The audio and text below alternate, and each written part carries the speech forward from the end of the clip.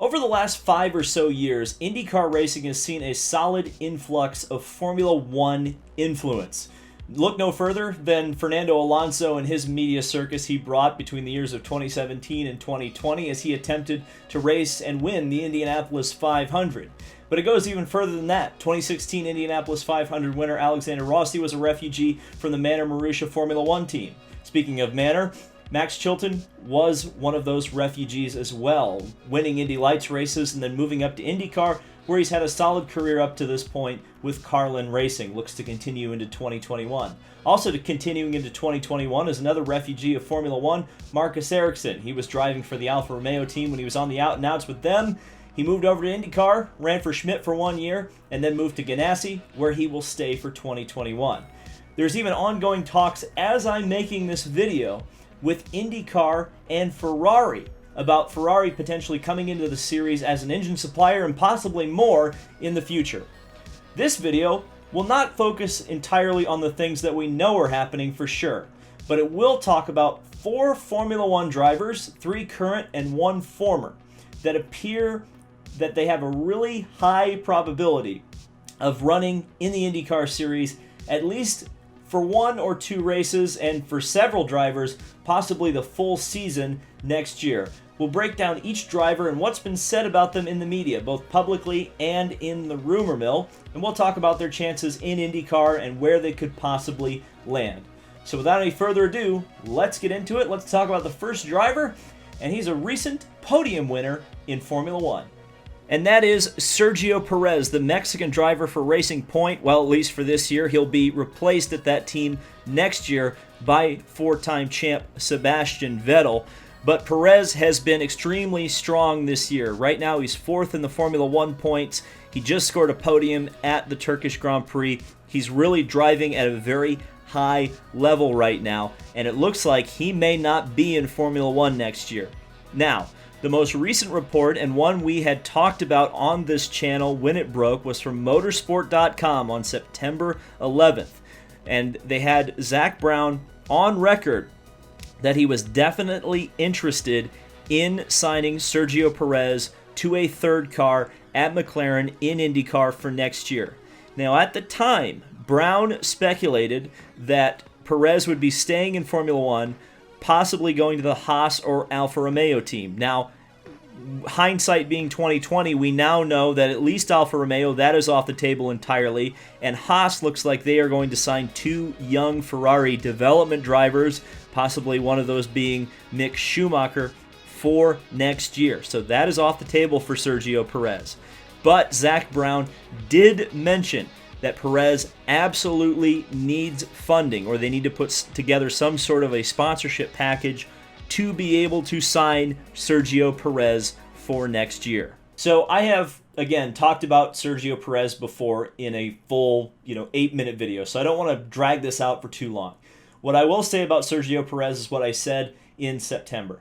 I think Zach Brown should absolutely make a play for Sergio Perez, and he should pitch him on this. You can win in my cars in IndyCar. Can you really win in a Racing Point in Formula One? And obviously, he's not going to be in a Racing Point next year. More likely than not, unless by some miracle he replaces Albon at Red Bull, he's not going to have a winning car in Formula One next year. And in IndyCar racing, things are a lot more tight, a lot more competitive up and down the field. So the pitch should be, Sergio, you can win races, you can win championships here. You can't do it in Formula One. Will that happen? Who knows? Now, we will talk about this a little bit more, but Zach Brown does need funding to run a 3rd car. And as of right now, it looks like that's fairly unlikely. Perez may be the guy of all 4 of these drivers we're talking about today who could bring the most backing to an IndyCar team. So if it does come down to funding and Perez doesn't have a path to continue in Formula One, I think he would be able to get an IndyCar ride. I think he would be very good in this series. I think he would enjoy it quite a bit. And if it was McLaren that he does end up driving for, which at this point I'm not so sure that seat is on the table for Sergio Perez, despite Zach Brown's interest in bringing him into the team, I think he would definitely thrive at McLaren. There's no doubt about it, especially with Patricio Award being there, kind of the team leader, and also a Mexican driver. So you would have not only, I think you would have some camaraderie there and some ability to communicate between those two drivers that you might not have with another team or another driver. Sergio Perez, again, I think he's driving at absolutely the top of his game right now. The question is going to be, is he going to be willing to drive a mid-pack or lower Formula One car? Because if there is a seat available to him and it's not Red Bull, it's not going to be at the top of the food chain. He could almost certainly go to a team that, if not at the top of the food chain, would be one that could compete for podiums and potentially race wins right out of the box in IndyCar. I just don't think he's going to get that in Formula One. We'll just have to wait and see. There hasn't been a whole lot talked about with Sergio Perez going to IndyCar as we speak right now. So that's why I'm a little more willing to downplay potentially Sergio Perez going to IndyCar than I am some of these other drivers who are on record as having at least a strong interest in running IndyCar races next year.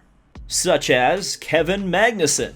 Now, there are several reports about Kevin Magnussen and IndyCar next year. He has been very vocal in the media talking about his interest level running IndyCar's next year. Racer magazine on October 22nd said, or was quoted as saying, he's always been interested in an IndyCar career, even throughout his Formula One career, mainly spurred on by his dad's involvement in IndyCar racing, a short IndyCar career for Hogan, as well as Patrick Racing in the 1990s. But he does believe that right now his path would be difficult to sign to an IndyCar team this year. One of those teams that might have been interested in him, and you're going to be hearing this name a lot in this video, is McLaren. Autosport magazine on October 24th reported that McLaren, meaning Zach Brown, would have absolutely considered him to replace Oliver Askew had they known he was on the driver market for 2021. Now, as things stood, they had already signed Felix Rosenqvist to the team in that second car. And seeing as this is a more recent report than the one that came out about Sergio Perez and Zach Brown's interest, Brown has now said, or now his most recent quote on record about a third car in IndyCar for next year is that outside of the Indianapolis 500, Brown is thinking that a third car is unlikely, or at least, at the very least, I should say, unlikely for Kevin Magnussen. Now, just because Zach Brown doesn't have a place for Kevin Magnussen doesn't automatically mean that he has no path to IndyCar.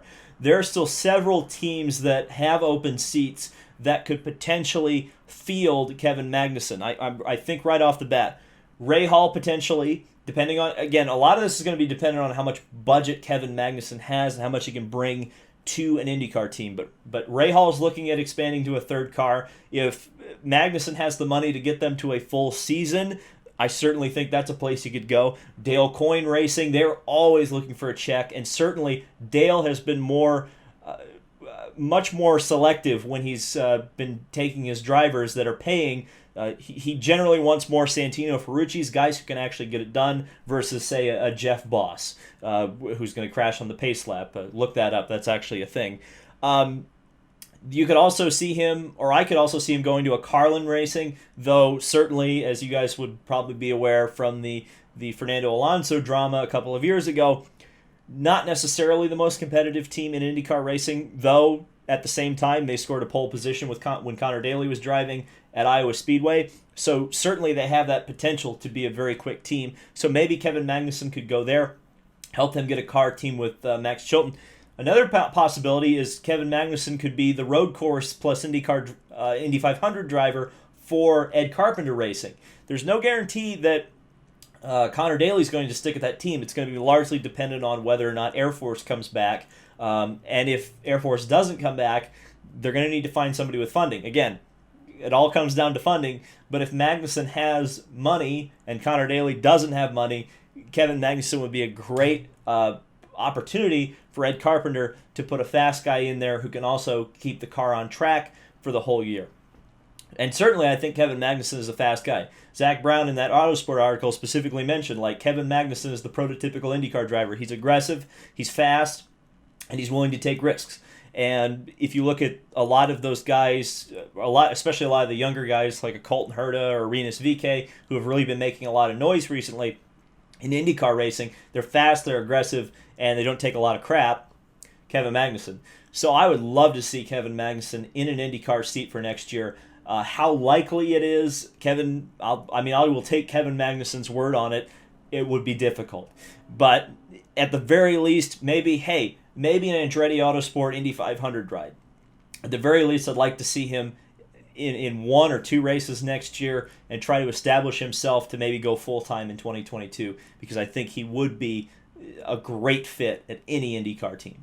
Jenson Button. Now, this is interesting. The 2009 world champion has been lukewarm on IndyCar prospects, at least in the past. But Autosport reported on May 4th, and we talked about it when that came out, was that Jenson Button was apparently, pre-coronavirus, going to race with McLaren in their 3rd car at Road America this year.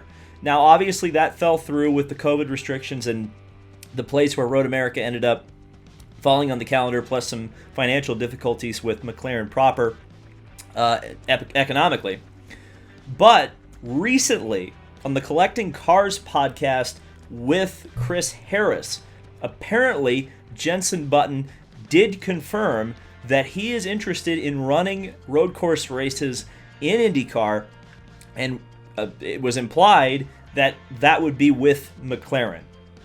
Now, as of right now, Jenson would not be running ovals. He has made that abundantly clear that he's not really interested in running ovals, running the Indy 500. But again, with the aero screen, anything is really up for grabs at this point.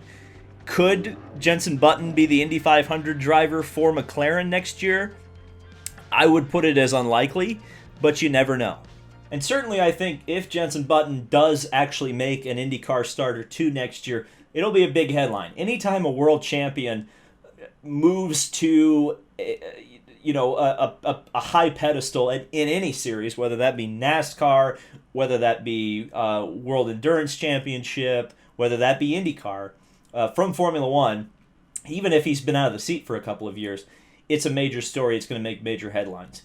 So I think if Jenson Button comes over, it's going to be great for the series. It's certainly going to give Jenson a lot of exposure, and I think he'll have a whole lot of fun running IndyCars.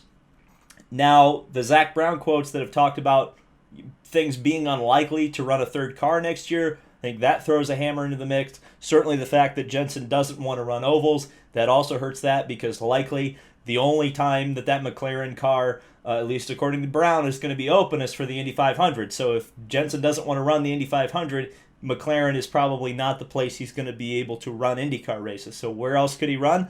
I don't know. We'll just have to wait and see on this one. But again, with all these drivers, I think they're all really in good shape to be competitive in IndyCar and really mix things up. But of all the drivers we've talked about today, this guy is the most likely to land in IndyCar next year, in my opinion. Romain Grosjean. F1.com, November 12th, an article that they wrote about both the current Haas F1 drivers, but outgoing Haas drivers, Kevin Magnussen and Romain Grosjean. Grosjean was very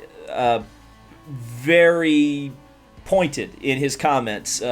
He seemed to know where he's going next year, and that he had confirmed that he has talked to teams in IndyCar about driving for them next year.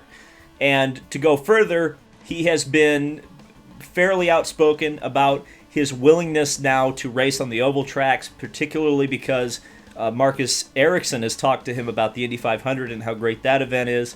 He's also looked at the safety elements with the safer barriers as well as the aero screen. And also, he's apparently pleased that there are less ovals. He might be the only guy in the world that's pleased there's less ovals on the IndyCar calendar next year, but that seems like it may be a selling point for Romain Grosjean for next year. And again, there's a lot more confidence coming from Grosjean than a driver like Magnussen. So that's why it makes me think that unless he's bluffing to try to get teams to give him a better offer, I think he's probably got something lined up for next year. And of the 4 drivers here, he's the most likely, at least for a full-time seat. Now, in my silly season video, which you should definitely check out if you want to catch up on where the rest of the IndyCar drivers are going for next year, I speculated that I think the best landing spot for Grosjean would be at Dale Coyne Racing. They have a French engineer, Olivier Boisson. They also have a driver in Santino Ferrucci who's used to the European system and used to European teammates. So I think from that perspective, that would be a good fit. He also is a kind of the prototypical modern Dale Coyne driver. I think he would be bringing money, though there's some dispute on exactly how much personal sponsorship Grosjean actually has. He also has that European background, which Dale seems to like, and I think he'll be pretty quick. And here's something that I know a lot of people will meme about Grosjean and talk about how he crashes all the time and, oh, he'll be dangerous. You know what's funny is Grosjean reminds me a lot of another driver who's currently in IndyCar racing right now and had quite a bad reputation in Formula One. But at the same time, his early years were spent in fairly quick cars, and he looked very quick. Unfortunately, his later career, this driver I'm talking about, was kind of hampered by bad cars. He went on to win the Indy 500 2 times and has won several races in his career and continues strongly to this day. That is Takuma Sato. Now, do I think that Romain Grosjean could be a Takuma Sato? Maybe. We'll just have to see. It all depends on the situation that he's put in and how much time he's given to develop.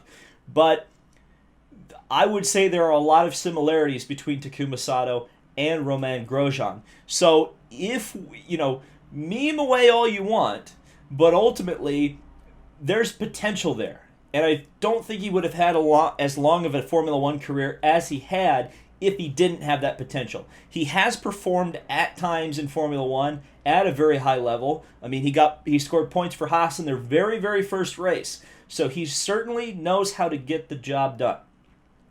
Put him in a competitive IndyCar environment, put him in a competitive car, I think he could do very well. I mean, he could end up at Carlin. He could be an Ed Carpenter racing driver. Again, my feeling is Dale Coyne Racing is where he ends up. We'll have to see, but I'm fairly confident, given everything I've read about these 4 drivers, that of the 4, full-time, Romain Grosjean is the guy. And there will be some great memes coming, I'm sure. Many of them will be on this channel. So I hope if you've enjoyed this video, maybe you learned something, or you enjoyed the discussion of Formula One drivers in IndyCar, subscribe. Got a lot more content coming in this offseason, at least for IndyCar. I know Formula One's still going strong. But we are going to be ramping things up into 2021. I think everybody in the motorsports community is excited to hopefully make 2021 the year that 2020 should have been. Can't wait for racing to come back, even though it will be nice to rest a little bit. Thank you guys so much for watching. This has been David Land on YouTube. Subscribe for more motorsport content, and I will see you in the next video.